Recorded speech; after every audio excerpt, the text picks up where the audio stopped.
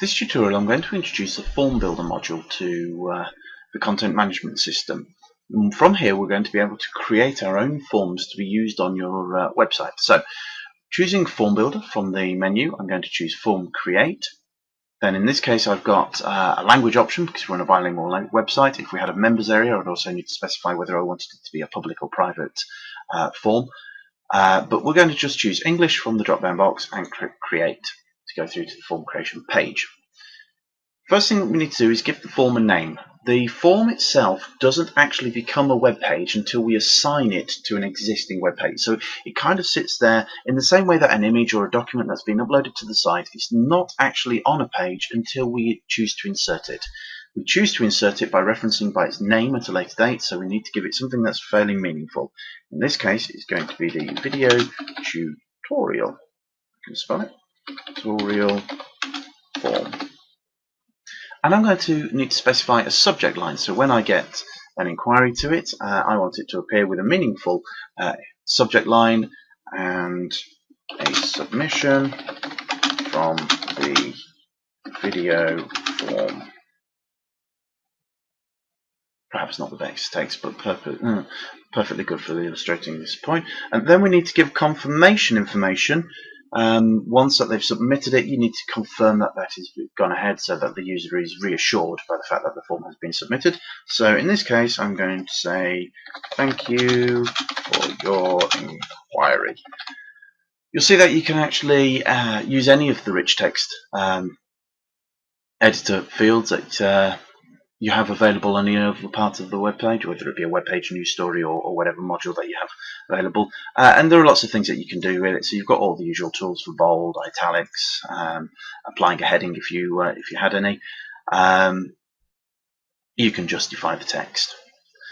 We also, down the left-hand side, have a number of options. The first of which is going to be the from email address. This is going to be when it lands in Outlook or whichever other client you're using, what's the email address that your form seems to have come from. We've got the subject line, but we need to have a from address. In this case, I'm just going to use something called forms@cwndesign.co.uk to tell me that it's been sent out from one of our forms on our site. Then we have 4 options. Now all of these do the same thing, but what they're there to do is allow to have multiple recipients of the inquiry when it's being made. We would recommend that one person takes responsibility for that so that you're not all juggling handling it or thinking that somebody else is handling it.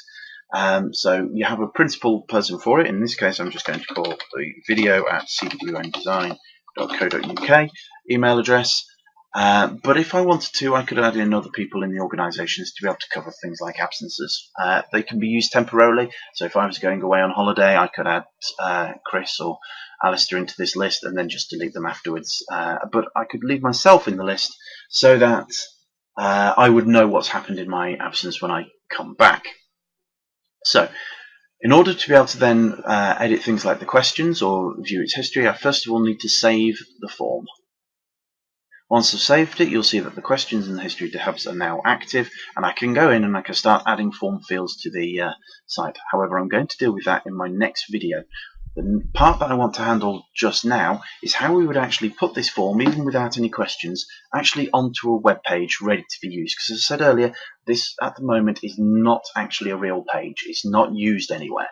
So I'm going to search for a web page that I want to make it appear on. In this case, I'm going to find my video tutorial page, and then find the page I want, video tutorial.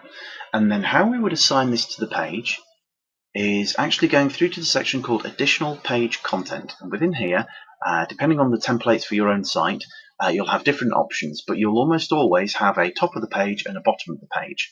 And I want my form to appear at the bottom of the page, so I'm going to click on that one, and from the available options that we have, I'm going to find the one for Form Builder, expand it using the plus, and then in here I can see that there are several forms already in use, but there's the one I created, the video tutorial form. Selecting on that, you'll see that it fills the name in, and now if I was to save the page, that form will be attached to the bottom of it. I'm just going to preview the page, although it doesn't actually have anything on it. All you'll see is the capture information. But here we go. Yeah, the form has been inserted. I can see the verification page, and as we start adding form fields into it in the next video tutorial, you'll actually be able to build on that and you can see it in practice. But that concludes part 1. Part 2 will be available in a moment.